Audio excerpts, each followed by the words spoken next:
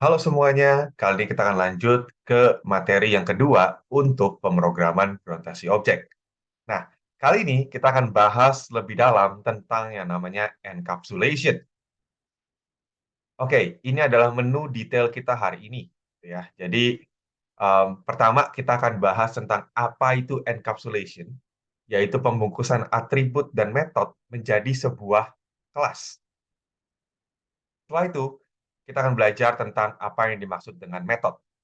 Metode ada tiga jenis, ada constructor, getter setter, dan metode-metode lainnya. Selain itu, kita juga akan membahas sedikit tentang yang namanya overloading, keyword list, objek, dan yang terakhir adalah kelas diagram. Oke, pertama, apa yang dimaksud dengan encapsulation? Jadi, kalau dilihat dari konsep, sebenarnya ketika kita membuat sebuah kelas, itu seperti membuat sebuah rancangan dari benda yang akan kita bangun. Jadi contoh nih, kalau mau bangun rumah, berarti ada rancangan arsitektur rumahnya. Dan rancangan arsitektur rumah itu adalah kelas. Nah, di situ kita mendefinisikan kira-kira nanti rumah ini bisa ngapain aja dan dia punya apa aja.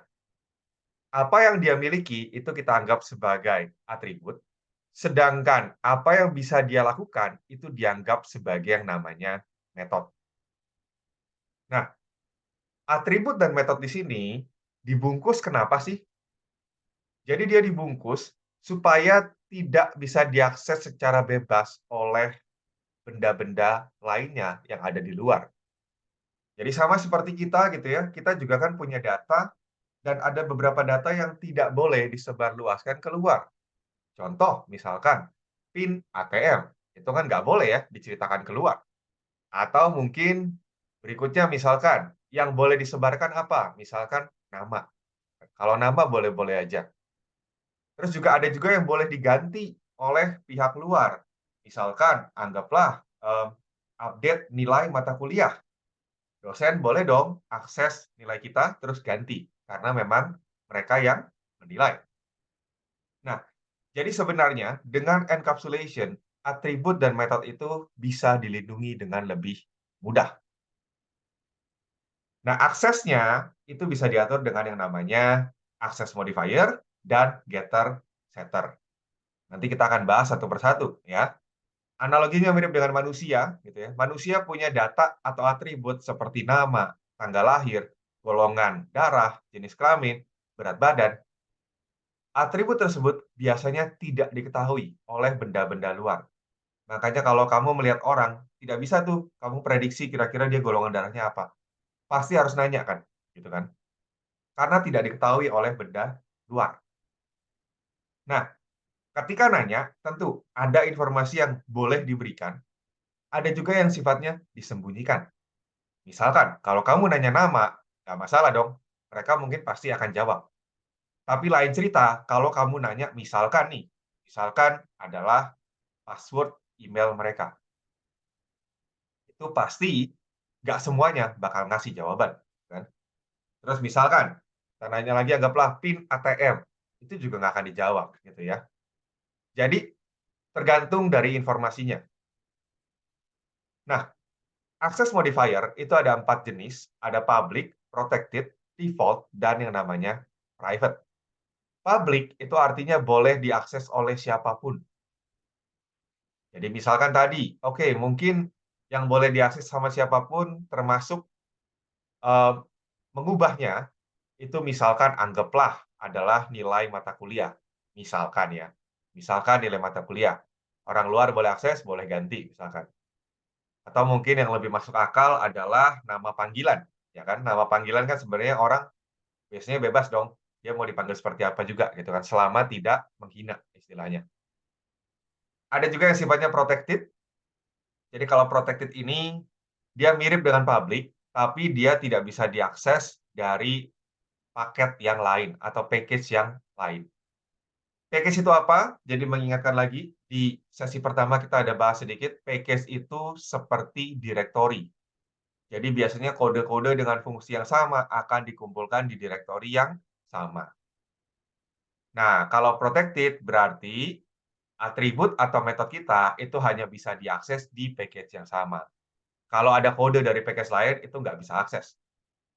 Ada juga default. Default berarti dia tidak bisa diakses dari package lain dan juga tidak bisa diakses oleh turunannya. Nanti kita akan masuk ke minggu-minggu berikutnya, sesi-sesi berikutnya, ada tuh istilahnya turunan, gitu ya. Nah, ada juga yang namanya private. Jadi private di sini berarti hanya boleh diakses oleh kelas itu sendiri, apapun yang terjadi. Nah, ini contoh kodenya, gitu ya. Jadi kalau dilihat di sini, access modifier itu selalu ditaruh di paling depan. Dan itu bisa menempel di kelas, atribut, dan metode. Oke. Nah, di sini biasanya kalau kelas itu sifatnya adalah public biasanya. Jadi boleh diakses oleh siapapun. Kalau atribut biasanya by default itu adalah private. Metode tergantung kebutuhan, tapi kebanyakan sih public begitu. Nah, kita lihat di sini ada kelas manusia gitu ya. Dia punya dua buah atribut yaitu nama dan berat badan.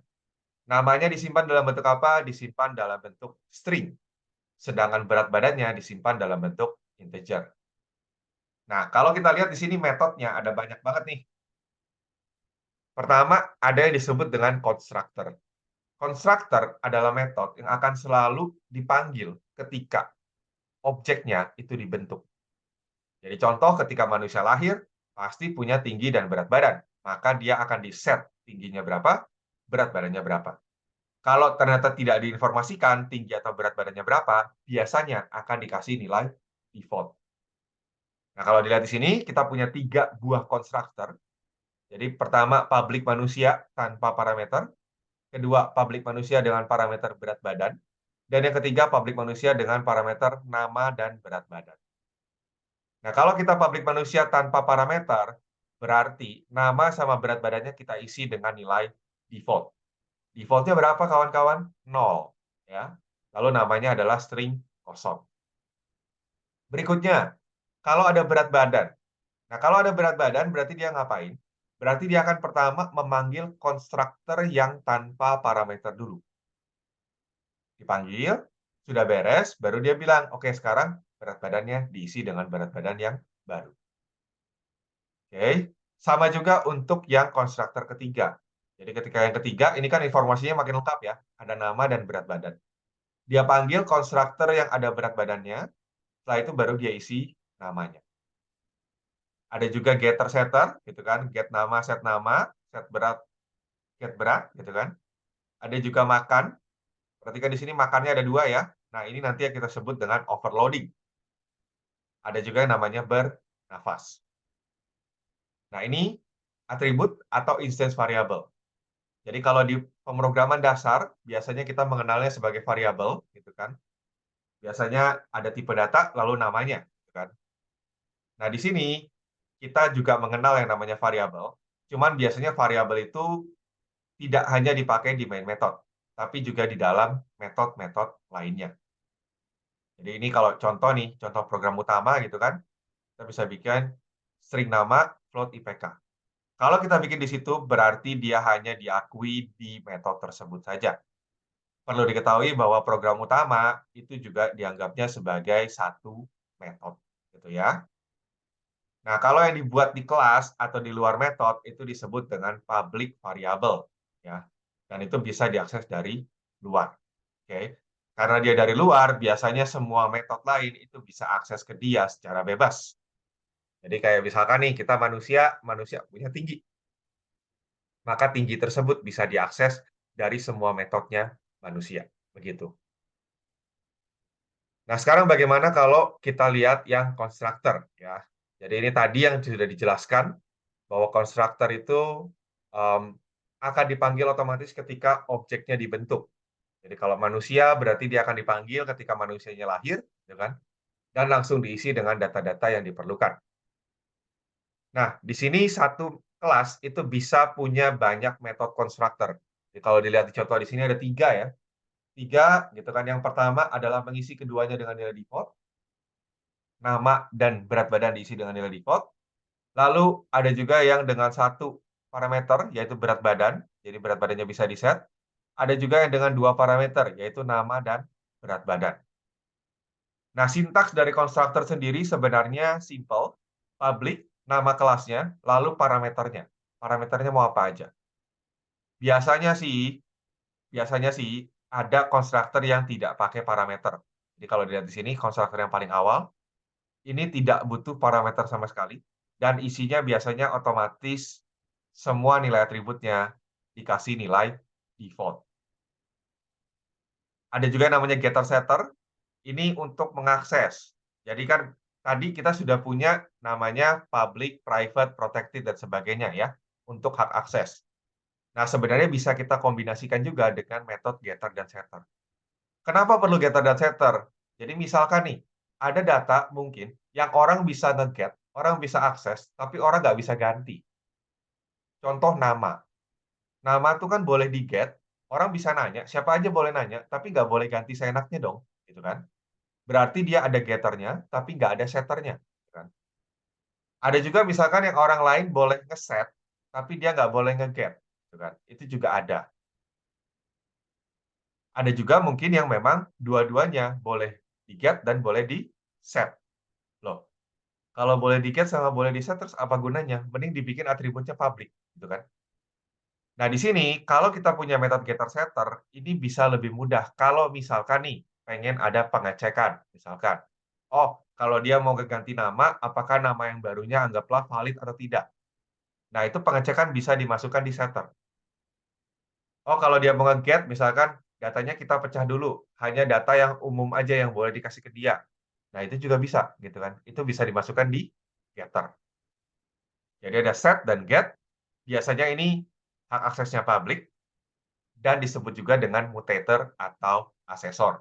Mutator itu untuk nge-get, untuk setnya, asesor itu untuk nge-get-nya, akses, ya. Nah, ada beberapa metode lain kalau dilihat gitu kan. Nah, di sini ada beberapa metode yang diturunkan dari kelas-kelas lainnya. Nah, ini nanti kita akan bahas di materi yang namanya inheritance. Metode kurang lebih ada dua jenis ya, prosedur dan function. Prosedur itu berarti tidak memiliki kembalian. Function itu punya kembalian. Jadi ada janji ketika dijalankan, dia menghasilkan sesuatu. Contoh nih, kalau di manusia, prosedur itu seperti misalkan nih ya, kita minta dia untuk memperbaiki komputer. Tidak ada sesuatu yang baru kan, yang keluar. Yang ada cuman kondisi komputernya berubah jadi bagus. Itu prosedur. Kalau function, itu berarti kita minta mereka menghasilkan sesuatu yang baru. Contoh, bikinin nasi goreng. Berarti ada janji, nanti kalau dijalankan, akan muncul sepiring nasi goreng. Nah, ada juga namanya toString. toString ini digunakan untuk menampilkan data dari sebuah kelas, dan ini adalah turunan dari kelas yang namanya objek. Tapi itu kita nggak perlu bahas lebih dalam. Intinya, kalau ingin menampilkan sebuah teks gitu ya, secara otomatis ketika kita ngeprint objek, kita bisa pakai toString. Ada juga yang namanya overloading. Overloading ini adalah kondisi ketika ada metode dengan nama yang sama, tapi parameternya berbeda-beda, atau signature-nya berbeda-beda. Baik dari tipe, atau jumlah, atau urutan. Jadi contoh kalau dilihat di konstruktor yang tadi, itu ada 3 ya, itu sebenarnya adalah contoh dari overloading. Kenapa? Karena namanya sama, namanya manusia. Bedanya cuma di mana? Bedanya adalah di parameter, gitu kan? Yang pertama tidak ada parameter, yang kedua cuma punya satu, tipenya integer, yang ketiga dia punya dua, namanya dan berat badan, gitu kan? Oke, contoh lain, misalkan nih, metode makan. Kalau dilihat ya di sebelah kiri bawah, gitu kan? Makan di sini punya dua jenis ya. Pertama adalah tanpa parameter. Kalau tanpa parameter dipanggil, dia akan hanya bilang sedang makan. Sedangkan kalau dikasih satu parameter, yaitu jenis makanan, dia akan bilang jenis makanannya apa. Pertanyaannya mungkin kalau gitu, pas dipanggil, tahu yang mana yang kepanggil? Tergantung dari parameter yang kita kasih. Kalau kita nggak kasih parameter, maka dia akan kepanggil yang tanpa parameter. Tapi kalau begitu kita kasih, misalkan, oh jenis makanan, dia akan otomatis memanggil metode makan yang kedua. Ada juga tadi kalau dilihat keyword this, gitu kan. This itu untuk menyatakan apa? Untuk menyatakan objek yang ini. Jadi kalau di constructor, itu kayak bilang, konstruktor objek yang ini tolong dipanggil tanpa parameter. Itu kalau this kurung buka kurung tutup di line 12. Coba lihat kalau di line 23. 23 this berat badan. Berarti dia akan memanggil konstruktor dengan parameter berat badan. Berat badan tipenya apa? Integer. Berarti yang dipanggil adalah konstruktor yang kedua. Nanti dia kedua, dia panggil this lagi tanpa parameter. Berarti dia panggil konstruktor yang pertama. Nah, kata kunci this itu juga dipakai untuk membedakan nama atribut dari nama parameter yang sama. Jadi kalau dilihat di sini kan, di konstruktor yang kedua nih, di line 10, ya. Berat badan, itu kan ada berat badan sebagai parameter, tapi kita juga punya berat badan sebagai atribut. Artinya, untuk membedakan yang mana yang punya objek ini dan yang mana punya parameter, kita pakai this. Kalau pakai this, berarti berat badannya objek ini diisi dengan berat badan yang ada di parameter.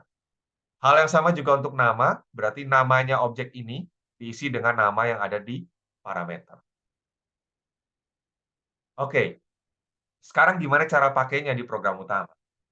Jadi pertama, ketika kita ingin membuat objek, maka kita akan membuat dengan kata kunci new.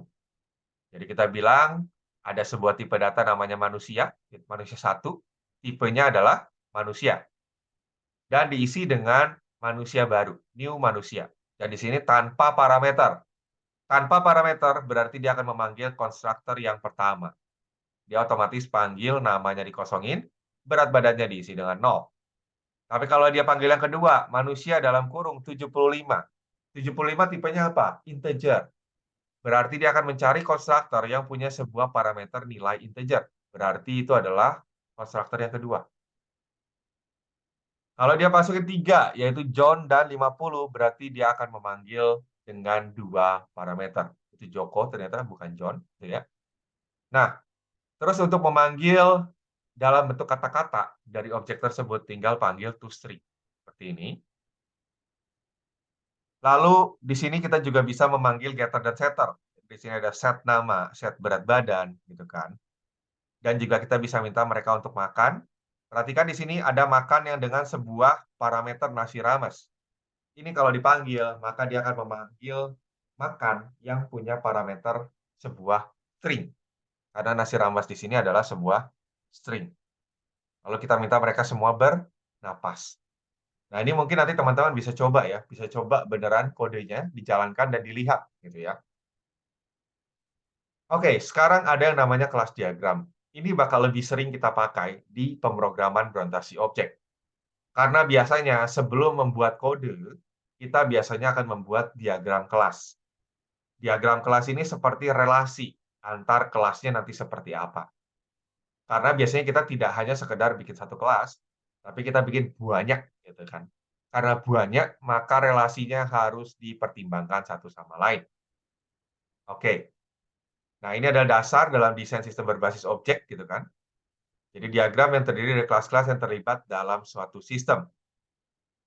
Nah, di sini dia representasi objek secara umum, juga hubungan antar kelas.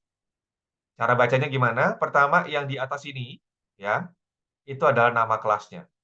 Lalu berikutnya, kotak berikutnya, itu adalah atribut. Minus artinya private, plus artinya public, gitu kan. Lalu nanti ada yang namanya private ya. Private dan, default dan protected. Protected itu kalau tidak salah sifatnya pagar, ya, pagar. Nah, berarti di situ ada nama atributnya dan ada tipe datanya. Kalau di sini berarti panjang, double, lebar, double.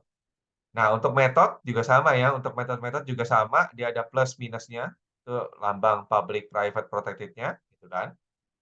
Lalu berikutnya adalah kira-kira metodenya nanti namanya apa dan butuh apa aja. Ini adalah konstruktor, 2 yang pertama. Gitu kan. Lalu berikutnya set persegi panjang, ini adalah setter. Get persegi panjang adalah getter. Gitu kan. Sama juga untuk set lebar dan get lebar.